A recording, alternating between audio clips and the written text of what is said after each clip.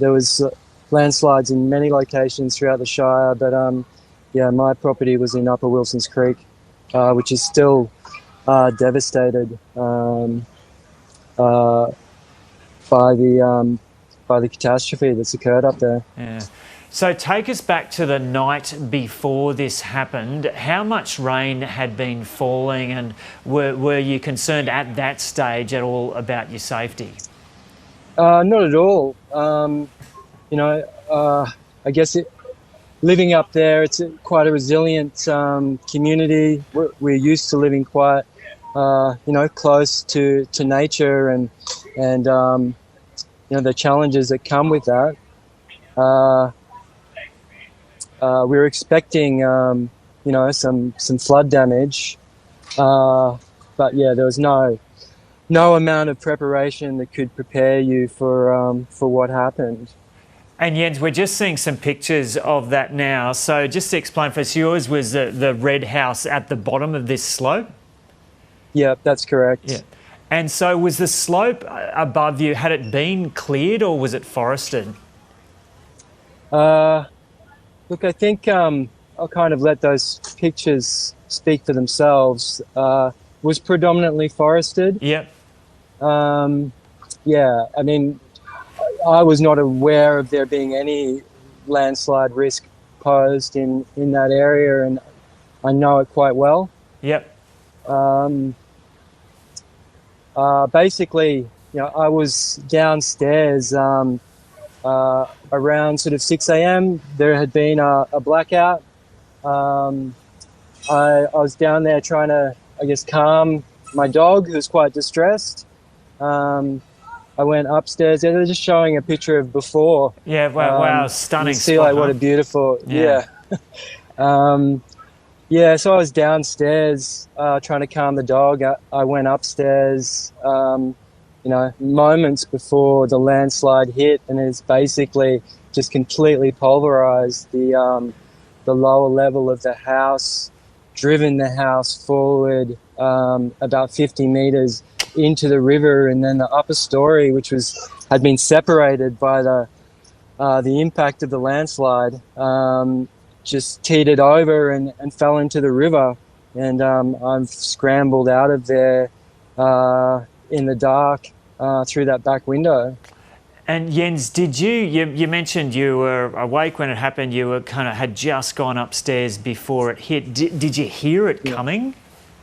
I heard what I thought was like the loudest clap of thunder that I had ever heard, and then you know, seconds later I was thrown against the front wall of that upper floor, which is where my bedroom was located, and then it continued to sort of topple over towards the river, which at that point was sort of raging, and I've sort of scrambled out through the back window, which you can just kind of see up level with the sort of height of the debris field there. And so how violently were you thrown across the room when it happened? Did you suffer any injuries? It was epic. Yeah, look, amazingly, Joe, I managed to get out with only sort of scrapes and bruises. And did you realise what was happening as it was happening, or it was just confusion? No, mate. Yeah, I was just actually a couple of times I tried to sort of go down the stairs, not sort of being able to process sort of what had happened. I was just lucky at that point in the confusion that there was a window there and it was free of debris. Yeah. And your dog was still downstairs, huh? Yeah, I could hear her barking. She was basically trapped in a little pocket. I went back in the next day to try and free her. We did successfully free her from the debris, but she'd sustained some internal injuries. Yeah. Some amazing people that I would love to just give thanks to in the community trekked in despite the dangers to themselves, and they were sort of our first response to the devastation. They helped me stretcher her out over sort of 2 days. to Wow. get her to a vet so we could, ease her passing in a compassionate way. And very sorry to hear that your dog didn't make it through there. Now, did you build that place yourself? No, I didn't, Joe. I purchased it about 3.5, 4 years ago. So Yeah. I've been living there over that time. Yeah, and we're just seeing another shot of it. That stunning location. And had you ever thought that that could possibly be a landslide risk? Yeah, I mean, as you can see, like I'm kind of right down on the flat. Yeah. Yeah, I don't think anyone in that community had really ever appreciated the risk. I think it reinforces the importance of not clearing vegetation in rainforest areas without going through the appropriate channels. Yeah. And what was it like after you got out of the house? You say that it was early in the morning. It was probably pretty dark at that stage. Yeah. The river was pretty close to where the house was pushed. What do you remember about those minutes after you got out? Yeah, look, going back and having a look at it, I don't really have any idea sort of how I got out of it sort of so easily. It kind of felt, I guess because of the adrenaline, it kind of felt like I sort of flew out of that back window, but I ended up basically, all I got out with was in underpants, stuck in the woodshed, which was the only structure sort of left standing, covered in leeches, just waiting for the weather to pass so I could try and get some assistance. And also so I could go and check on neighbours. There's another person across the road. The front of their place was cut off. They were just they actually saw it coming and ran towards the back of their dwelling and luckily escaped. And what's the last week been like for you? Look, Joe, I've just sort of been putting one foot in front of the other and leaning back into the love and support of the community. It's an amazing community. There's a great depth of compassion and generosity here, but the response from the community has been amazing. But the official response from authorities, both state and federal, has been basically non-existent. This community needs a lot of assistance. They need army here with boots on the ground and heavy machinery. They need army engineers, aerial support. I mean, to date, there's still 300 people missing and unaccounted for in this community. And people have been amazing, but they're all getting exhausted. Yeah.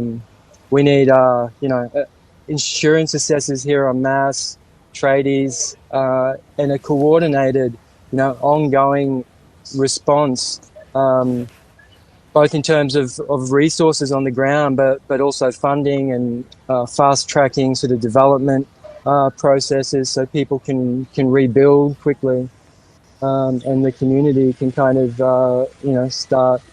start recovering from this ordeal. Yeah, we keep hearing that over and over from people in these flood-affected areas. They just need more boots on the ground and better coordination from authorities, and we're ensuring Yeah, that message gets through. and also maybe sort of trying to disaster-proof some of the infrastructure. It was extremely difficult with no communications here for sort of 5 days. There's both also sort of chopper access to some of these remoter communities, just so in the event of disasters, there is access. Yep. Okay. Joe, can I just take a moment to thank some people? Yeah, sure. Yeah, the people that helped me get Kismet out were amazing. They know who they are, but that was just so above and beyond, and I'm so grateful to them. Also, everyone who has sort of basically everything that I have at now has been, I have lost everything. Everything that I have has been donated to me.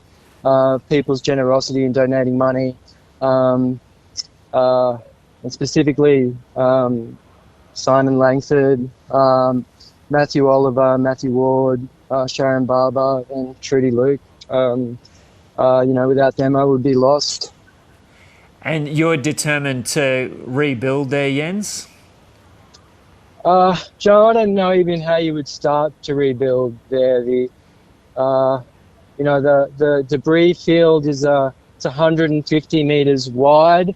Uh, in both directions, it might be 200 meters wide, 150 meters long, and in places it's 3 to 5 meters high. Without sort of army engineers and D10 bulldozers and really significant infrastructure up there, it's not, you know, I really can't process how you would go about rebuilding.